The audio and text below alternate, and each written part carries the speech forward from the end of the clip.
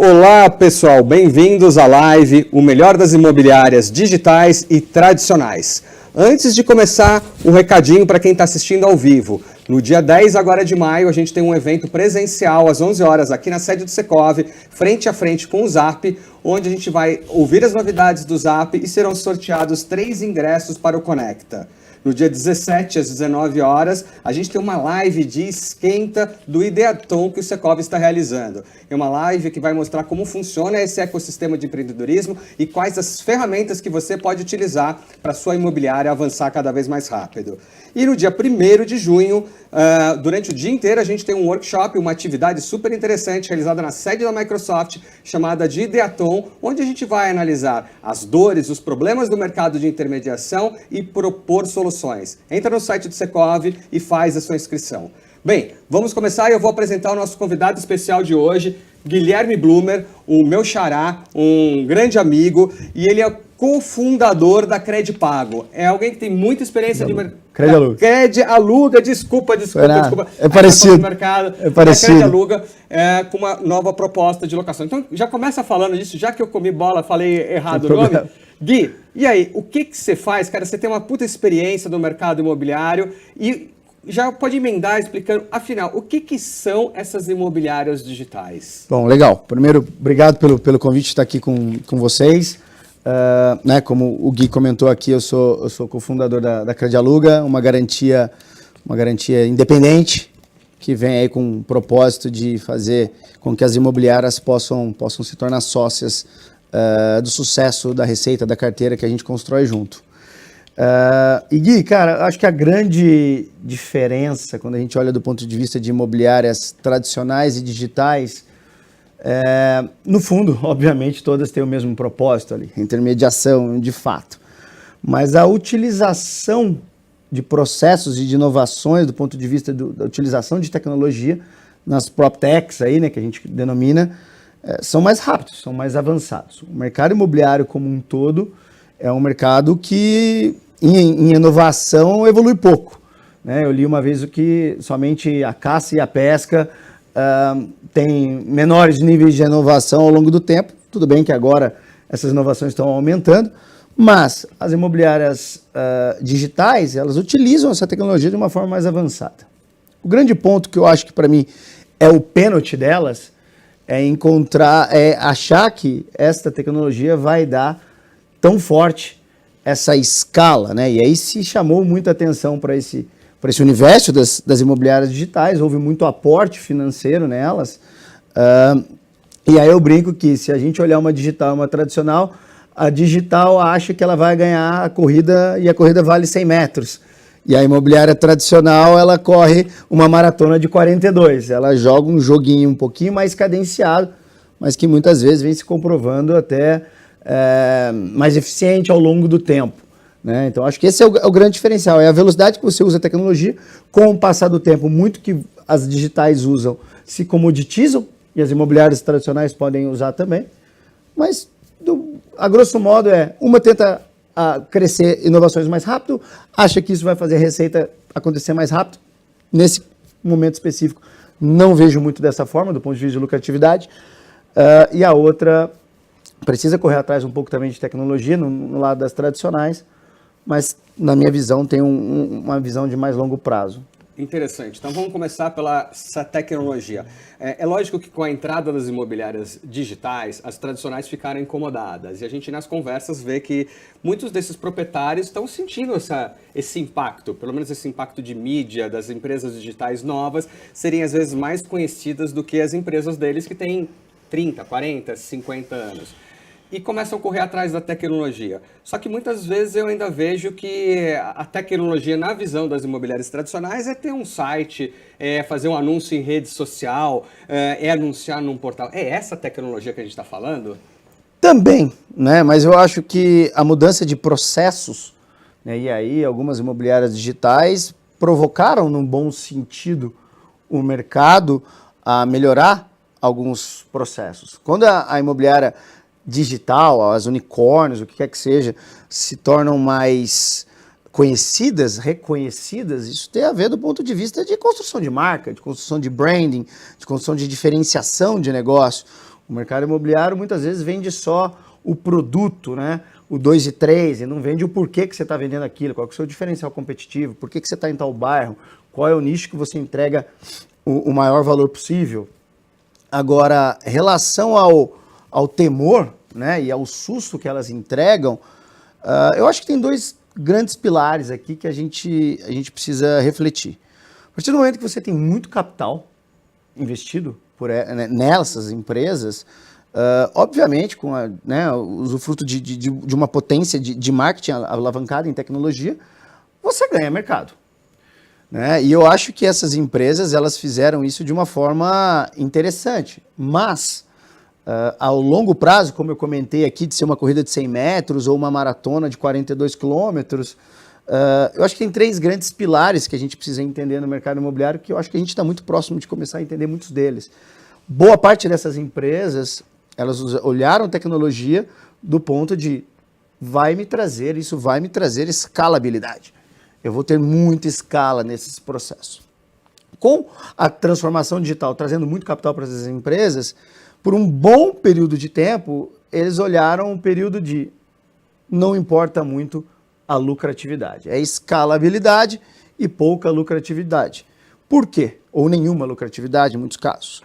Mas, em determinado momento, eu vou ter algo que eu gosto de chamar de inevitabilidade. Será inevitável não trabalhar comigo. No mercado imobiliário, não no Brasil, mas no mundo inteiro, no Brasil não é diferente, de extrema força de nicho, de extrema pulverização, a cauda longa que a gente chama, né? Existem vários players com histórias bonitas de muito tempo, de recall, de marketing, de reconhecimento. Eu acho muito improvável, para não dizer impossível, que essa inevitabilidade aconteça. Eu acho que quem se assustou, e eu assim, no mercado, eu conheço o mercado do Brasil inteiro, eu não vejo ninguém, ninguém, que deixou de existir. Por um período de tempo pode ter deixado de vender um pouco mais, alocar um pouco mais, mas existe ainda, todas nesse ano estão tendo resultados super produtivos. Do ponto de vista dessas imobiliárias digitais, eu acho o ponto positivo da provocação que ela trouxe ao longo. Ela criou uma tormenta, essa tormenta hoje tem que ser vista como provocação. Se você ficar numa inércia de achar, legal, eles cresceram, agora daqui a pouco eles vão entrar num platô, eles vão deixar de crescer tanto, o que eu faço, ou sempre fiz, está correto. Não, não está correto. Né? A gente precisa seguir em movimento também. Mas eu acho que esse temor, ele passa um pouco ali de cavaleiro do apocalipse e acho que tem mercado para absolutamente todo mundo. Respeitando o seu nicho, aquela ideia de que eu posso vender para todo mundo, eu sou o tubarão branco, o rei dos oceanos, eu acho isso difícil de acontecer. Então a gente está entrando num cenário onde não vai ter um grande líder que vai ter 50%, 60%, 70% de share. Isso parece meio óbvio, né? Em nenhum dos mercados lugar do mundo isso aconteceu. Mas, de outro lado, a gente está olhando o mercado brasileiro, onde é hiperfragmentado, onde as imobiliárias, a gente tem dezenas de milhares ou centenas de milhares de imobiliárias, quando a gente olha o mercado brasileiro como um todo. Isso no estado de São Paulo, quer dizer, é uma coisa muito grande, ou seja, cada imobiliária é pequenininha, a gente tem uma quantidade muito grande. Será que não vai ficar no meio do caminho? Será que a gente não vai ter consolidação? E acho que já pegando o gancho do que você falou antes, que falta um pouco de posicionamento.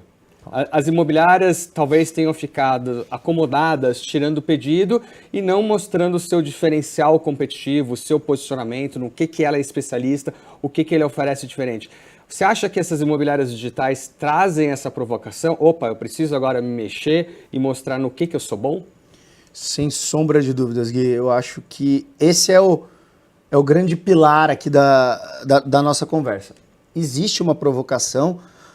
Por um lado, eu acho que essas empresas tentam ser marketplaces que vendem e locam para todo mundo.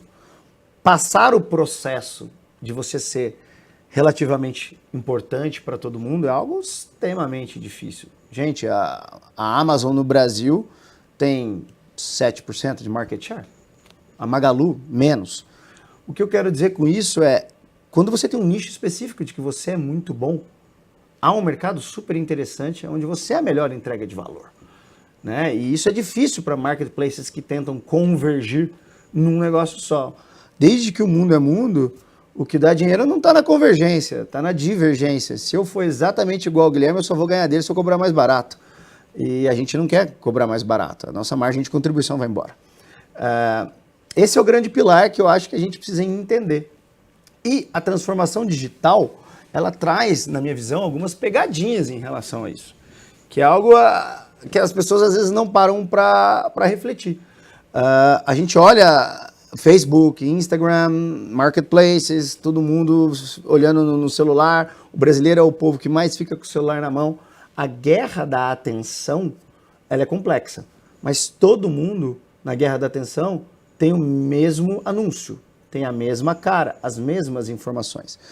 E a internet, na sua essência, ela é um meio de comunicação que não constrói massa, ela não ajuda a convergência, em nenhuma hipótese. Convergência e marketing de massa existia no Jornal Nacional, depois do futebol da quarta-feira, onde todo mundo tinha que ver o futebol da quarta-feira.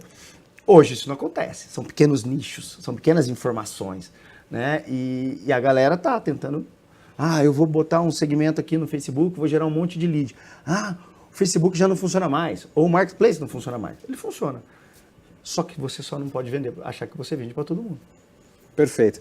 E olhando esses nichos, eu acho que aí talvez esteja uma grande diferença das tradicionais, ou uma oportunidade para as imobiliárias tradicionais. Enquanto as digitais estão buscando um crescimento agressivo, uma escalabilidade, englobar o Brasil como um todo, algumas indo até para outros países, e a gente vê alguns casos das tradicionais se especializando em imóveis de alto luxo, imóveis na praia, imóveis numa micro-região, e olhando aquele tiro mais acertado para um público-alvo mais direcionado. Você acha que isso pode ser um caminho para elas conseguirem dominar esse território? Sem sombra de dúvida. Eu acho que esse é o caminho correto para elas. Né? Você encontrar este processo e deixar de lutar no mar sangrento, de achar que você vai ganhar o jogo de todo mundo. Até porque quem está tentando ganhar esse jogo de vender para todo mundo está sofrendo também. Né? Ninguém aí está mostrando resultados de lucratividade gigantescos. Né? É claramente uma luta de Davi contra Golias e todo mundo sabe na história quem foi o vencedor. O ponto aqui é entender, ok, eu não vou ser a imobiliária mais representativa da Vila Mariana, eu vou ser um nicho específico de coberturas ou de apartamentos acima de 3 milhões. Este segmento que eu quero ser uma referência, ele tem um volume de imóveis, um volume de transações que sustente o meu negócio? Que o meu negócio pare em pé? Se sim, eu acredito piamente nessa construção de nicho e nessa entrega de valor específica que sempre terá um valor maior do que quem tenta convergir e trazer tudo para o mesmo lugar. Porque na sua essência, convergir faz com que você crie experiências padrões, né? Experiências standards. E o cara que compra um apartamento de 200 mil, o cara que compra um apartamento de 3 milhões, não esperam esta mesma experiência. Então, geralmente, parte-se do pressuposto que depois de um tempo, os marketplaces, eles começam a entender que eles não conseguem atingir padrões, às vezes, de tickets mais altos, porque o custo-benefício de uma experiência, de uma jornada mais linear não é interessante para esse cara. Aí, muitas vezes, ele tem que criar uma subcategoria para essas pessoas, e aí eles se perdem. Não é tão simples entregar uma baita experiência para todo mundo. E aí talvez seja outra diferença, né? Porque se a gente volta para as boas imobiliárias tradicionais, elas prezavam por um atendimento de qualidade. Elas tinham bons corretores que conheciam cada um dos imóveis, que conheciam o bairro, sabiam avaliar, tinham bons gerentes, tinham um relacionamento pessoal com seus clientes, com o ecossistema como um todo. E na hora que a gente passa por uma plataforma digital, isso virou meio automatizado, totalmente digitalizado. Aliás, tem empresa que você não consegue falar com um ser humano. E isso pode ser, de repente, um tiro no pé dessas empresas? Ou será que não é? Na minha visão, dependendo do perfil com quem eles vão querer trabalhar, e aí a gente olha pessoas aí mais jovens, que têm esse mundo do digital, mais no dia a dia, que conversam menos nos restaurantes para ficarem no WhatsApp, talvez para esse mercado isso exista. Mas eu cada vez mais vejo essa necessidade de humanização muito clara. Eu vejo, eu participei de um mastermind em Belo Horizonte esse fim de semana e a gente chegou à conclusão que o offline, eu não gosto muito de digital e offline, online e offline, eu acho que tudo é vida, mas o marketing digital tomou, né, muita força. Mas a gente chegou a uma brincadeira em determinado momento, a gente parar para pensar e falar, talvez o offline seja o novo online. A gente está vivendo um mundo de tanta marketing de mediocridade, sabe? De todo mundo falar a mesma coisa, de ser chato, de ser uma máquina de rejeição, uma guerra de clique. Que essa experiência humanizada, ela está ganhando o jogo. Quem está trazendo para a raiz, para trás, o antigo virou o novo nesse processo. Então, assim, eu acredito, e óbvio, para essas empresas muito grandes, partir do pressuposto que eles vão ter que voltar a ter um nível de humanização maior, pessoas, um aumento de headcount, né, de volume de pessoas, talvez seja complexo para eles. Aumenta o custo operacional. Aumenta o custo operacional num momento complexo também. Mas eu gosto demais do lado humanizado da coisa. Eu ainda acho que quanto maior é o valor da aquisição e menor a frequência de compra, e isso na vida, a não ser que você compre um iate absurdo, a casa é o maior deles, a empatia tem muita correlação. E aí a força do humano, do corretor, ela é fundamental. Eu acho que o corretor de imóveis ele nunca foi tão importante na história, mesmo com o advento de tanta tecnologia. E olhando a jornada do cliente, se a gente volta alguns anos atrás, as empresas digitais começaram a resolver coisas simples, dores simples. A transação da locação, por exemplo, que é um processo que pode ser muito bem digitalizado, automatizado, etc. A venda já é mais complexa. Bem mais. Mas hoje, por exemplo, você com a Credialuga, você gerencia você oferece solução para a jornada da locação. Alguém alugou um imóvel, o proprietário vai ter aquele imóvel administrado por alguém por vários meses ou anos e o inquilino está lá.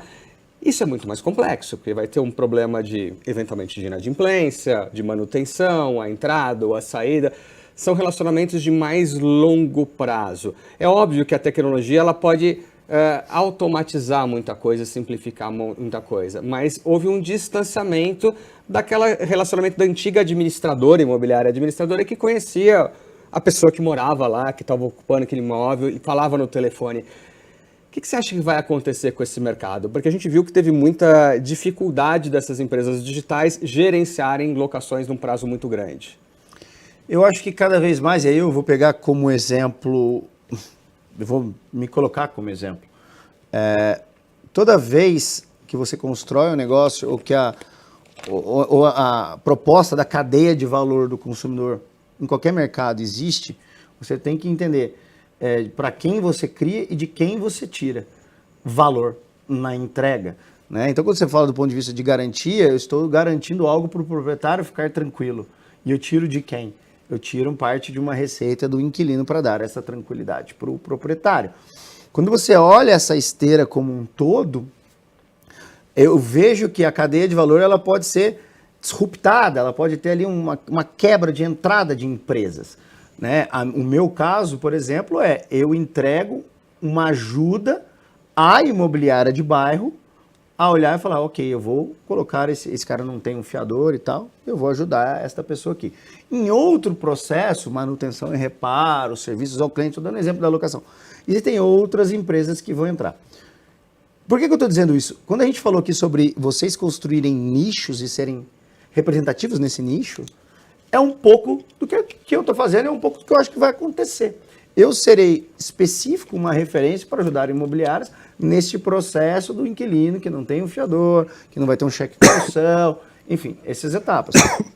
Esta divisão de entregas, para mim, vai acontecer. Quem quiser fazer tudo sozinho vai ter uma rejeição do mercado, na minha opinião. Eu gosto muito desse conceito de valor agregado. Essa semana eu estava vendo uma discussão exatamente de imobiliárias reclamarem de outras imobiliárias digitais que estão surgindo, cobrando comissões menores, comissões de locação, comissões de venda menor. E meu ponto é, se todo mundo entrega a mesma coisa, que é pouca coisa, que quase não tem valor agregado, será que não surge um movimento de redução de preço? Será que alguns não deveriam olhar qual o valor que eu ofereço ao cliente? Será que eu estou avaliando bem o imóvel? Será que o anúncio que eu faço é diferente? Será que os canais de divulgação são diferentes? Será que eu estou dando liquidez para esse imóvel? Eu não vejo muitas imobiliárias de fato mostrarem que estão fazendo isso. Você acha que o preço cai ou você acha que vão surgir diferenciais ou acontecem as duas coisas? Se a gente, como um todo, e aí quando eu digo a gente, o mercado em si, não olhar com uma forma carinhosa o porquê ele quer manter ou até aumentar esse preço, a tendência é que ele se comoditize para baixo. Se todos estamos entregando a mesma coisa e o cara está conseguindo entregar essa mesma coisa em escala, ele está ditando o valor do mercado. Então, muitas vezes você olha essa pessoa e fala, legal, eu entrego, a experiência é ruim. Para alocar ou vender é rápida. Mas e depois? O proprietário, ou o processo, vou falar na venda, o processo da negociação, da documentação, foi fluido esse processo? O proprietário que locou o imóvel está feliz? Sabe, locar é bom, mas e depois? Ou o inverso, depois é tranquilo, mas para alocar é um parto, é complexo. Aonde é a dificuldade? Aonde que você, imobiliária, diz, não, cara, eu sou o melhor. Eu tenho certeza do que eu faço, que é melhor do que o cara que está tentando cobrar menos. O que você precisa fazer é declarar isso no seu nicho específico, de que você é o melhor que isso. Pode ser velocidade de venda específica no seu lugar. Aqui na Vila Mariana, a imobiliária Bloomer vende mais rápido o imóvel, loca mais rápido. Então, eu posso dizer que na média do mercado, na Vila Mariana, imóveis de tanto a tanto de aluguel, eu loco em 20 dias, em 15 dias. O proprietário não quer pagar o condomínio, IPTU, ele quer o quê? Velocidade. Talvez eu vença essas empresas que querem cobrar menos. Então tem toda uma regra, mas primeiro antes da gente reclamar o que o cara quer fazer, eu preciso saber o que eu tenho que ele não tem. Né? Então a gente precisa olhar, acho que um pouco para a gente, comunidade imobiliária, e refletir sobre isso. Se a gente olhar e falar, eu faço igual a ele e ele faz mais, talvez ele esteja na razão dele de querer cobrar menos, o que a gente não deveria deixar, obviamente. Sim, e isso é meio doido, né? Porque muitas vezes a imobiliária não tem uma visão interna, ela não sabe qual é o seu diferencial e muitas vezes eu vejo que várias delas, por exemplo, não tem números. A gente fala muito do universo cada vez mais direcionado a dados, com decisões embasadas cientificamente, seja no marketing ou em qualquer projeto que você vai fazer, precisa ter um retorno desse investimento, mas pouca gente sabe a sua taxa de conversão. Pouca imobiliária sabe qual é o percentual do estoque que escoa todo mês. Enfim, sabe o custo do seu CAC, ou custo por lead, ou qualquer outra informação. O que elas precisam fazer para começar a ter alguma indicação de qual caminho seguir e parar de ser no feeling? Legal, eu acho que esse é um ponto super interessante de que eu participo de cursos, de mentorias, onde eu ajudo imobiliárias a entenderem um pouco sobre isso. Eu tenho um certo nível de propriedade para falar sobre isso. O primeiro ponto que eu acho que é importante quando a gente toca aqui sobre o quesito nicho, do que eu sou bom, do que eu não sou, posso desistir de bairros ou tipologias de imóveis sem que a receita do meu negócio desabe? Posso. Eu preciso encontrar um perfil de cliente ideal, aquilo que eu consigo mês a mês sustentar o meu negócio. Mas muitas vezes, antes disso, quando a imobiliária já existe, ela precisa entender primeiro qual é o perfil do produto ideal que ela tem no estoque dela já, no inventário de imóveis dela já, que é o que as pessoas mais veem valor e compram ou locam dela. Eu vejo muita imobiliária locar imóveis na Vila Mariana de 3 a 5 mil, isso representa 40% das locações dela e 10% das captações dela no mês. Isso quer dizer o quê? Que ao longo do tempo, o seu negócio, se você não crescer essa captação, esse negócio seu que é 40% é o que a gente chama de PMF, né, de Produto Market Fit. Esse negócio, essa vaca leiteira que você tem, provavelmente ela desabe. E aí você fala, o mercado tá ruim, aconteceu tal coisa, é eleição, é isso e aquilo. E na verdade não, na verdade você tinha algo claro que o mercado queria absorver que você deixou de sustentar. Então é encontrar desse inventário o que mais traz. Aí eu anuncio no Google, no Facebook, nos marketplaces, eu olho quanto custa cada venda que eu adquiro dele, que é o CAC, né, o custo de aquisição de cliente, qual é a receita que eu tenho, qual é o canal que traz a maior rentabilidade para mim, qual me dá prejuízo? Tem vendas que eu faço que me dão prejuízo? Eu conheço um monte de venda que dá prejuízo, um monte de locação que não dá dinheiro. Então, assim, mapear isso e atacar, né, essa estruturação de funil de vendas, a grande maioria, infelizmente, do mercado ainda peca muito nesse sentido, de ter uma miopia e ficar um pouco no feeling. Aí vem players que mineram a informação desses dados um pouco melhor e a gente se retrai, fala, vamos lutar contra eles. Mas espera aí, cara, você não tem dados dentro da sua empresa? Vamos entender o seu negócio especificamente. Tem vida, cara, tem vida para todo mundo. Pô, mas eu ouço da imobiliária falar, tenho dado sim, o lead é ruim. Cara, o lead é ruim. Gui, tem lead ruim. Não vou mentir que não. Mas existe um processo para entender esse lead. Que etapa da jornada de compra ele está. Os canais que a gente utiliza têm correlação com o tempo da jornada. Então, o cara que entra no seu site, ele está mais quente que o cara que viu um post no Facebook? Muito provavelmente. Se ele entrou no seu site é porque ele quer ver imóvel. Ninguém, sem consciência, entra no Facebook para procurar imóvel. Então, ele é impactado por aquilo. Uma coisa é receptiva, outra coisa é ativa. Então, o tempo da jornada é maior que esse cara do Facebook. Então, a gente precisa entender para que serve cada canal. Né? Então, aí a gente começa a olhar o que é mais lead, não ruim, mas frio ou quente. Né? E aí, eu acho que a gente também, como donos de negócios, de imobiliárias, pecamos também de não saber mensurar para que serve cada canal e qual é a qualidade ou o tempo desse lead e entrega um novo lead. E aí, muitas vezes, as pessoas perguntam, legal, e quando eu descarto um lead? Cara, você nunca descarta um lead, na verdade, você é descartado. Né? Você deixa de ser interessante para o consumidor no processo, ele vai falar com uma outra pessoa, né? Ou ele vai comprar de um outro lugar, ou vai desistir da compra, mas você não sabe o que está acontecendo, porque você parou de entregar valor para ele. Então, assim, a questão lead ruim, ela precisa, antes de a gente atacar canal, quem entregou, tem uma lição de casa, de entendimento de compra a ser feita. E nessa mudança toda, o que eu vejo muitas vezes acontecer é um não atendimento ou um mau atendimento do lead na etapa inicial que ele entra no teu funil. O cara entrou num portal, você recebeu um e-mail, um WhatsApp, um telefone, sei lá o que foi, e há um tempo de resposta, um SLA péssimo, responde depois de 1, 2, 3 dias. Existem modelos diferentes de atendimento, tem empresas que é a recepcionista, tem empresa que vai para o corretor no rodízio aleatório, tem empresa que entrega para o captador, tem empresa que tem lá um jovem que entende zero de mercado imobiliário, ele é um CLT, e outros caem no robô. O que a gente deveria fazer? Primeiro de tudo, a gente deveria, no mundo do WhatsApp, né, onde quando ficam duas setinhas azuis ali, você vê que a pessoa viu sua mensagem e não te respondeu, você já fica maluco. Primeiro ponto, a gente deveria responder às pessoas rápido. A gente tem aí hoje 56% dos leads recebidos no Brasil são atendidos em menos de depois de 24 horas. E 80% das transações que existem no Brasil são para leads atendidos antes das 24 horas. Então, são extremos andando aqui. E eu estou falando de um cenário de 24 horas que, na minha concepção, é insano já. Insano de péssimo. É a coisa mais horrível.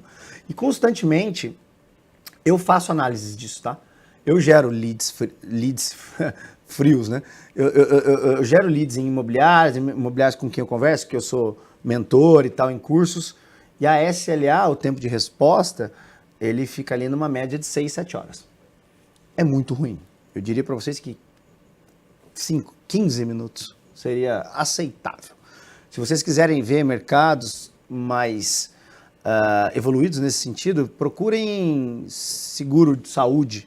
Entrem numa empresa de seguro e vejam em 3 minutos, 2 minutos seu telefone tocar. Então, esta agilidade dentro de outros mercados a gente tem que absorver dentro desse processo. E aí depois, eu acho que quando você começa a entender para quem você vende, o que você precisa pôr na sua lojinha para ele comprar, passa-se essa primeira etapa, você começa a entender quem são os players, os corretores, os gerentes que vendem melhor para cada um desses caras. E aí vocês começam a entregar o lead correto para essas pessoas. Hoje, no mundo da qualidade de dados que qualquer imobiliária de bairro pode construir, no universo dela, entregar o lead para o cara da vez cheira naftalina. Cheira naftalina, né? Já tá roleta. Já tá zoado. Você tem condições de saber pelo histórico de vendas do corretor o que ele mais loca, o que ele mais vende. Você tem como comprovar para ele que toda a receita que ele teve ano passado foi de Vila Mariana e não de Moema. E aí ele vai olhar e falar assim, legal, você é um especialista em Moema, o Gui pode ser um especialista em Vila Mariana, e a tua imobiliária aqui na Zona Sul de São Paulo pode ser uma referência que pode brigar com qualquer nível de marketplace. E avançando um pouquinho nessa jornada de compra, a gente vê que depois de atender o cliente, responder o cliente, qualificar, ele vai levar semanas, de fato, entre visitar, ver imóvel, etc e tal. E muitas vezes eu vejo ele abandonado. Se a gente volta lá naquele livro, acho que do Peter Diamandis, alguma coisa assim, ele falava dos 6 Ds de disrupção e o primeiro D era digitalização. Eu preciso digitalizar, automatizar esse processo. E às vezes a gente vê que o corretor manda alguma coisa para o cliente, eu vou pensar o cliente. E nunca mais ninguém manda nada. Se entra um novo imóvel dentro daquele perfil, esse novo imóvel não é enviado, não é feito nada com o cliente, ele é esquecido. O que a gente precisa fazer para mudar isso? Legal, Gui. Eu acho que o principal ponto disso tudo é que é muito louco, porque o volume de leads, bons ou ruins, ele é alto. Ele está caindo, porque está todo mundo sangrento no marketing digital de uma forma comoditizada. Mas a gente vai lá e as pessoas param de tentar buscar a interlocução novamente com esse lead, porque a gente entrega um novo. E aí a gente brinca que o melhor lead é o próximo. Isso é um erro capital do nosso negócio. Mas eu acho que a grande sacada que eu vejo de grandes corretores que têm taxas de conversão de lead para atendimento, que é pessoas com quem eles interagem de fato, é tempo de resposta, é SLA, e de atendimento para visita, e a visita é quando você tira o cara do ambiente digital, do WhatsApp, para um local físico, é falar o quanto menos sobre imóvel. Porque ninguém quer morar no melhor 2 e 3 da Vila Mariana. A pessoa quer colocar o filho aqui na escola, a pessoa quer ir trabalhar de bicicleta, a pessoa quer morar perto da mãe. A pessoa tem uma necessidade clara e específica, que só ele tem. Se você coloca a experiência dele num imóvel, que é uma commodity, você acaba tendo uma experiência que o cara fala, não tem pouco valor para mim. Então, a maioria esmagadora dos corretores no mercado e as imobiliárias pensam no produto e não no indivíduo. E aí, quando você quer recuperar um cara, você sempre tem que buscar a verdade que está dentro dele. Eu, por exemplo, conto sempre a minha história, quando fui procurar meu imóvel, a minha necessidade era jogar tênis. Eu queria ter um prédio, um condomínio com quadra de tênis. Mas o outro prédio tem não sei o quê. Não, cara, o meu desejo é não pegar o carro, não ir até a Avenida Sumaré, ir lá e voltar, sabe? Tipo, chegar em casa tarde, tomar banho, eu quero descer do elevador. Essa era a minha necessidade. Então são indivíduos, a sua provavelmente não seja a outra, você não joga tênis, você faz outra coisa. Então assim, quando você começa a olhar a particularidade de cada um, o seu funil desce.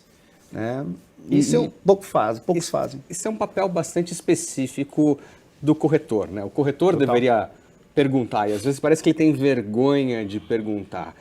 E eu queria saber de você, qual que é o papel do corretor e como está esse relacionamento imobiliária-corretor?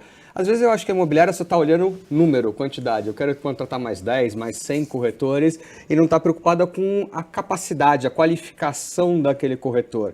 E até que ponto o corretor, quando ele fica bom, ele precisa da imobiliária? Será que ele precisa? Isso aí eu acho que é a grande... Diria para vocês que essa é a grande indagação do mercado imobiliário mundial. Grandes produtores, grandes corretores produtores de vendas hoje caminham sozinho. A proposta de valor do porquê estar numa imobiliária, ela vem se alterando. Antes, você colocava um corretor lá, falava, tá aqui o cafezinho, tá aqui lead, tá aqui ar-condicionado e tal. Hoje, você fazer um anúncio, um pacote num marketplace, ou fazer uma segmentação e postar no Facebook e no Instagram, tá entre as coisas mais fáceis que eu já vi na vida. Então esse cara não tem por que estar lá. E aí eu volto à pauta sobre dados.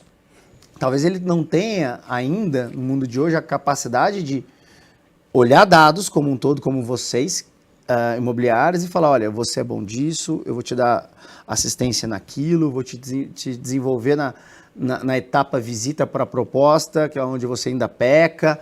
Se você fizer a sua imobiliária constituída do que a gente fez há 10, 15 anos atrás, vocês vão sofrer para ter alta produtividade, porque hoje, já no cenário de hoje, eu não sou longe de falar de apocalipse do mercado, eu sou super entusiasmado quanto ao futuro das imobiliárias de nicho, de cidades, de bairro, mas os maiores produtores hoje, corretores produtores que eu conheço, são autônomos e não têm menor interesse de voltar para uma imobiliária. Então, a proposta de valor na sua essência está sendo perdida nesse processo.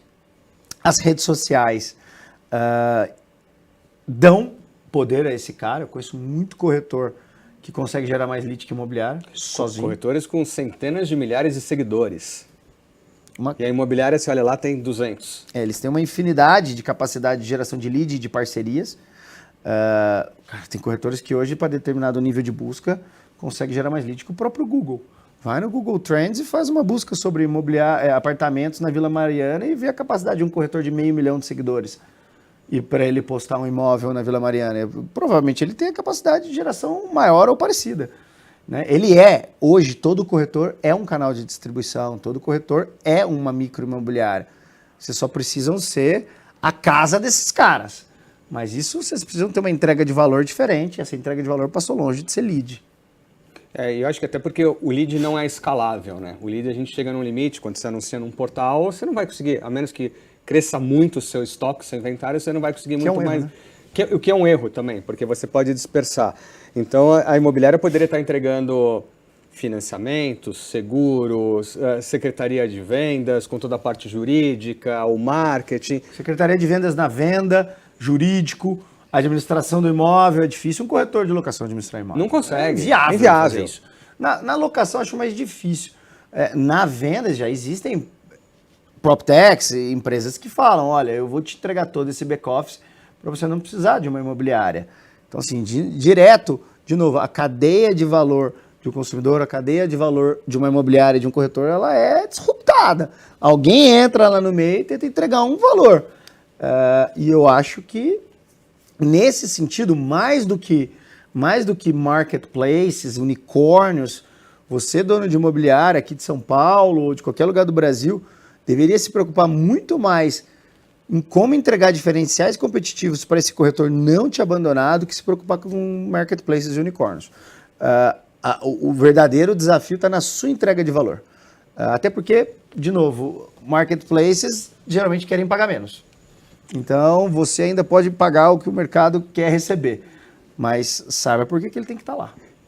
Então, talvez o grande inimigo da imobiliária tradicional seja esses novos corretores e influenciadores que estão se posicionando super bem, estão virando uma referência, geram leads, possuem grande capacidade de atrair pessoas.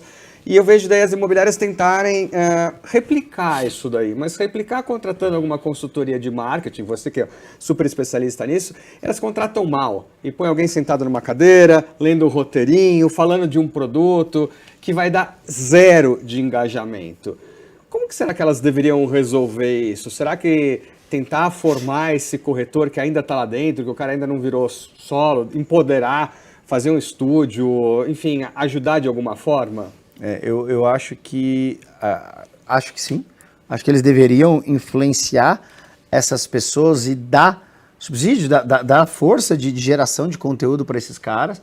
Eu acho que a maioria das imobiliárias tem medo de olhar e falar, eu vou criar um corretor influencer e ele vai embora. De novo, qual é a proposta de valor que você está entregando para ele? Vai ter uma diferença de distribuição de dividendo, com entrega de resultados, você vai chamar ele para ser sócio do seu negócio. Tem N variáveis que você pode utilizar para ter ali uma retenção de talentos. Se você não fizer nada, ele vai sair. Né? Como o Henry Ford falava, né? O pior não é construir um talento e ir embora, o pior é não construir e ele ficar aqui dentro. Né? Esse que é o grande, essa frase é brilhante e ela é lá de trás.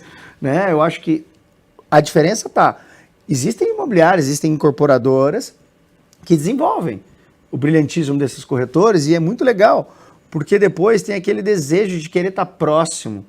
Né? Eu vejo, de novo, imobiliárias e incorporadoras que têm essa pessoa e elas são um poder gigantesco de atração. Eu quero trabalhar onde essa pessoa trabalha. Eu quero trabalhar nessa house de vendas, eu quero trabalhar nessa imobiliária porque o Guilherme Ribeiro trabalha lá, porque eu vou aprender com ele. Reparem que é uma diferença de entrega de proposta de valor. né, de você usar esses caras como símbolos do teu sucesso como empresa. Isso é meio que, às vezes, comparar ao futebol. Estou falando aqui, desculpa as corretoras e donas de imobiliário, mas, né, é como se fosse o futebol. O segredo aqui, né, é você ser o Real Madrid. Mas o Real Madrid não seria o Real Madrid se ele não tivesse, na época, o Ronaldo, o Zidane, o Beckham, o Figo.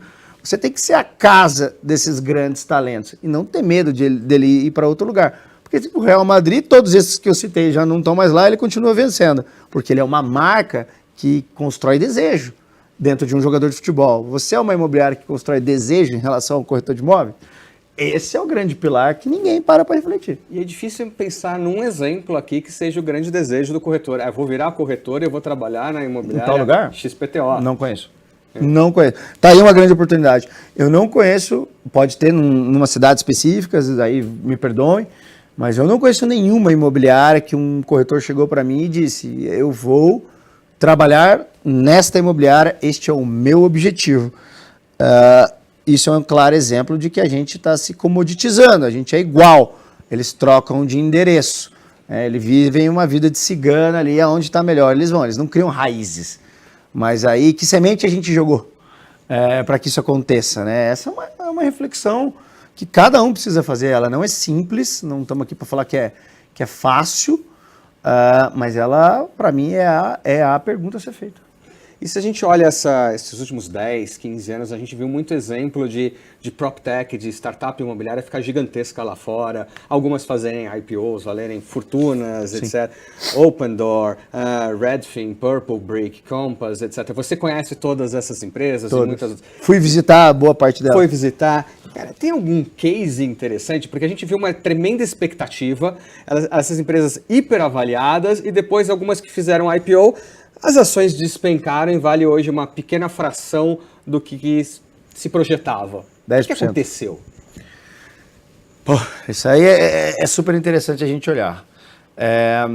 Várias das PropTechs que foram surgindo em modelos de negócio que tentaram disruptar o negócio, e aí existem os iBuyers, né, que a Opendoor em Phoenix, né, nos Estados Unidos, surgiu em 2014.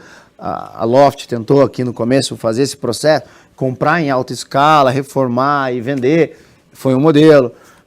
Na Inglaterra, a Purplebricks fez um processo que você pagava um fee fixo antes da venda, né? Então era tipo 980 libras, se não me engano, e depois que eu vendesse o apartamento para você, era isso, estava pago. Aí tem Redfin, o Compass é um modelo um pouco mais tradicional, nos Estados Unidos de advento de tecnologia, mas cada uma delas foi para uma tese. E esta tese, muitas vezes, ela é difícil ela escala num período de tempo, vou dar o exemplo do iBuyer, aí, do comprador de flipagem, mas depois de um período de tempo, ela começa a ficar um pouco complexa. Num mercado em baixa, que você tem pouca demanda pelo seu imóvel, você vender para um comprador profissional, como uma Opendoor lá nos Estados Unidos, por um valor, às vezes, um pouco menor à vista, para ele flipar e depois ganhar o lucro dele, talvez faça sentido. Quando a taxa de juros, agora nos Estados Unidos está bem alto, mas ali perto da inflação de 2021, a taxa de juros dos Estados Unidos estava muito baixa. E aí a pessoa olhava e falava, cara, o mercado estava numa guerra. Uma casa tinha 14 pessoas tentando comprar. Por que um comprador, pessoa física, que tem 14 pessoas querendo comprar a casa dele, vai vender para uma empresa com um deságio do valor? Não faz sentido. Então, a jornada do mundo, da inflação, de tudo, do país, dos Estados Unidos, da maior potência do mundo, ela muda. Aqui, então, nem se fale. Né, com a taxa de juros, com a Selic que a gente vive. Então você não consegue criar uma sustentabilidade a longo prazo. Aí eu vou pegar o exemplo, por exemplo, do Compass. Compass é uma PropTech americana que surgiu em 2014 e ela é a PropTech que mais cresceu rápido na história dos Estados Unidos. Ela ganhou ali seus 6% de market share em 10 anos, sendo a PropTech que mais queimou dinheiro na história dos Estados Unidos.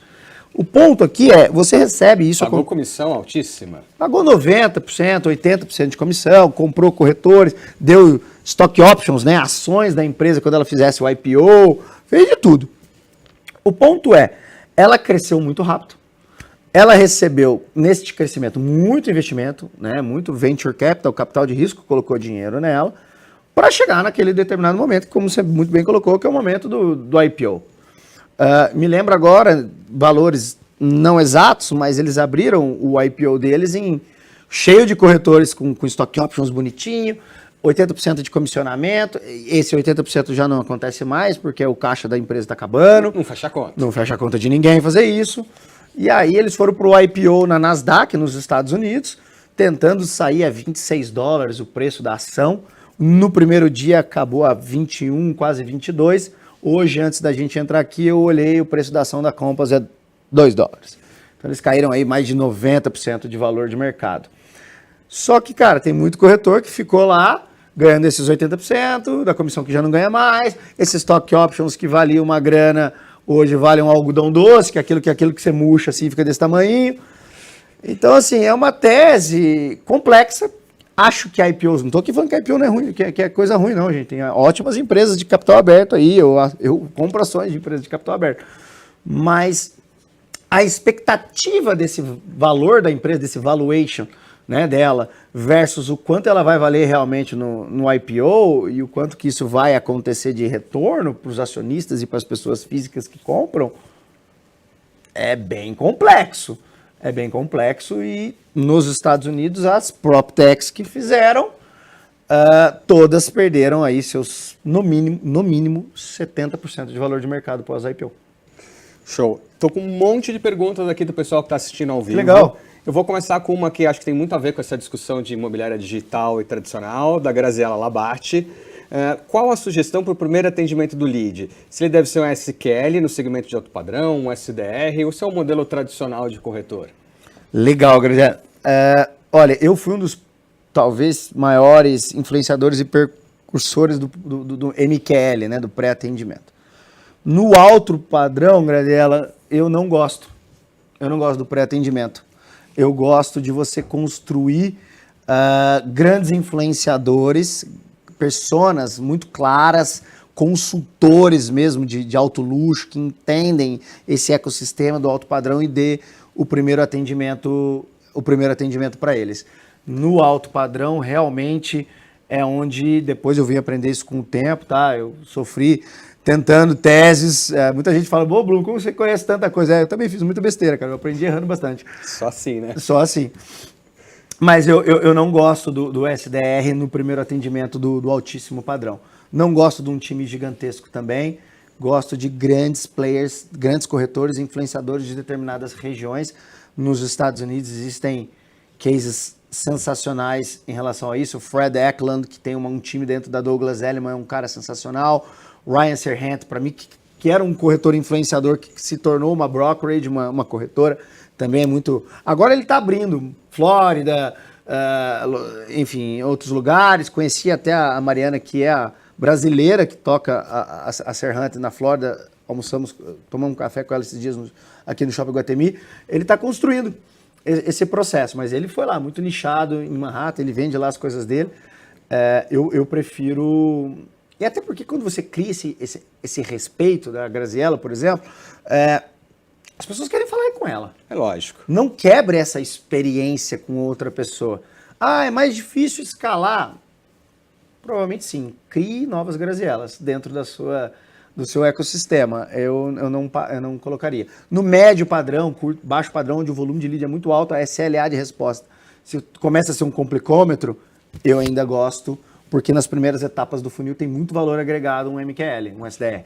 Mas no alto padrão, não. Vou juntar essa pergunta, já que você trouxe o exemplo da Graziela que fez a pergunta. O Eduardo Pinto de Almeida perguntou, como que a gente contrata, como uma imobiliária consegue atrair e contratar um bom corretor?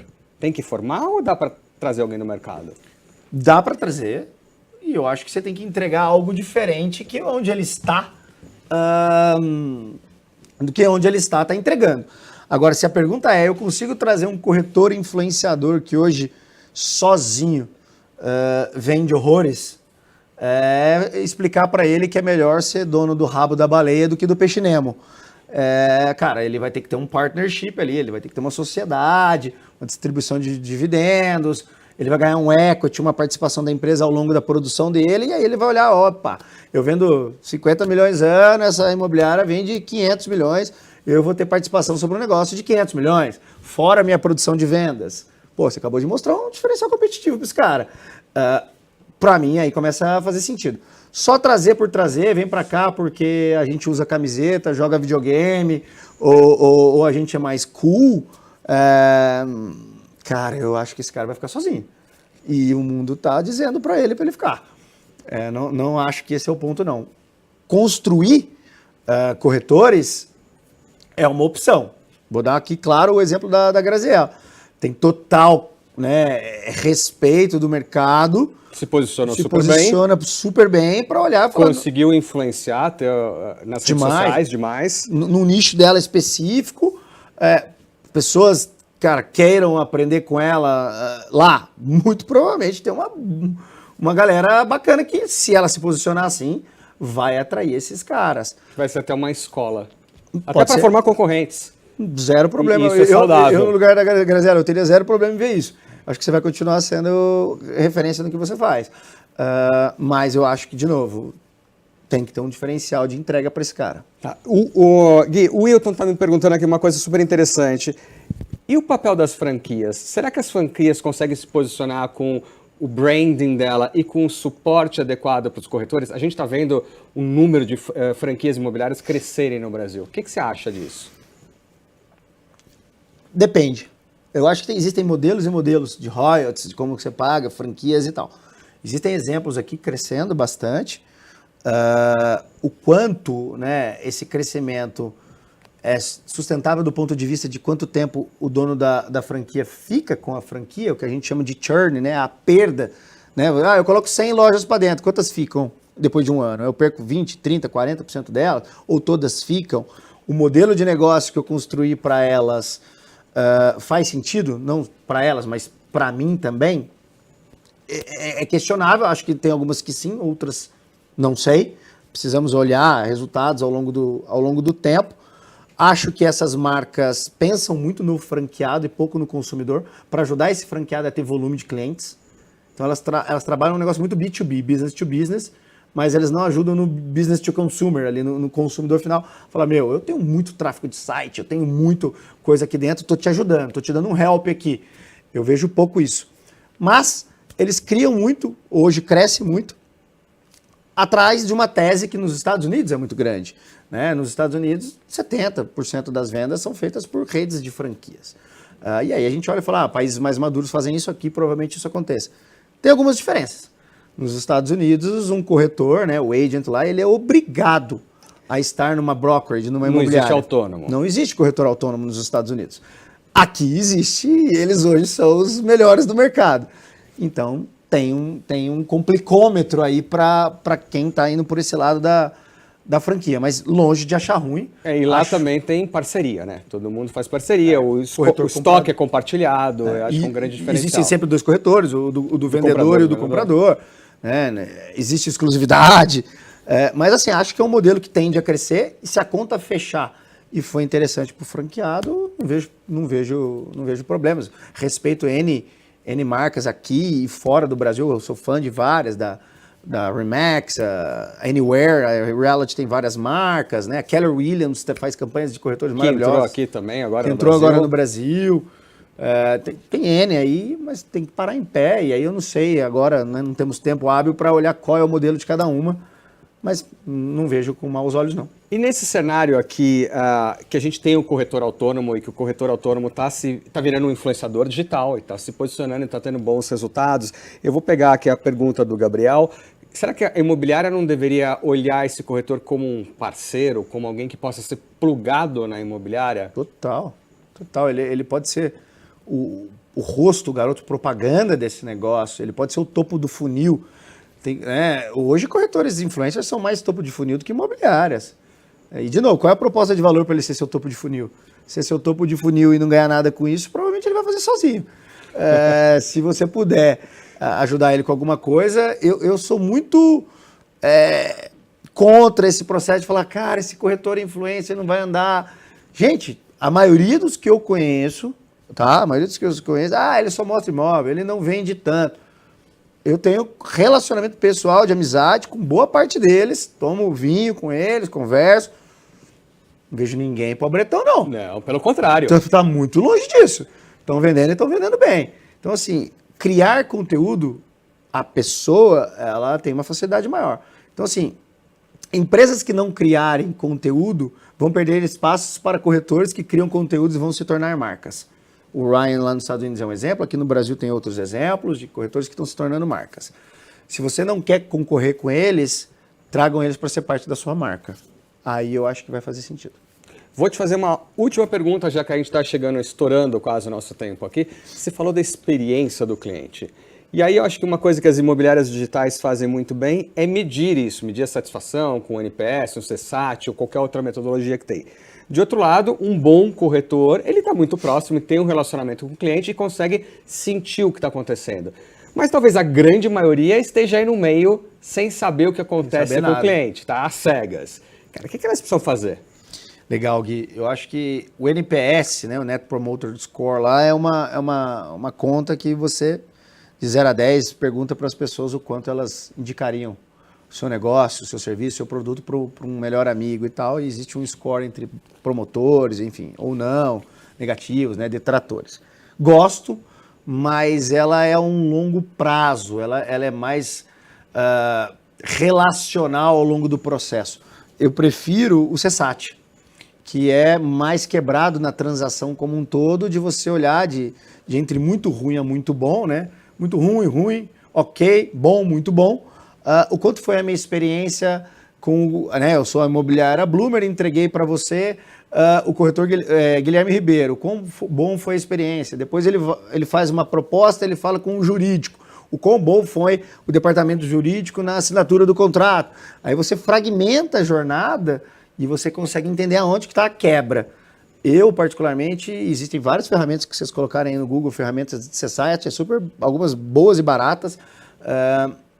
Vocês podem achar e começar a implementar isso, para entender onde está o gargalo da sua imobiliária, né? Onde às vezes está o gargalo do seu corretor. Muitas visitas fazem com o corretor Guilherme Ribeiro e são muito boas, ou são muito ruins. Eu diminuo o volume de leads que ele recebe, ou eu tiro da imobiliária, enfim, qualquer coisa que eu possa fazer. Mas tem que ter dados para isso e eu acho que o CSAT é o mais interessante deles.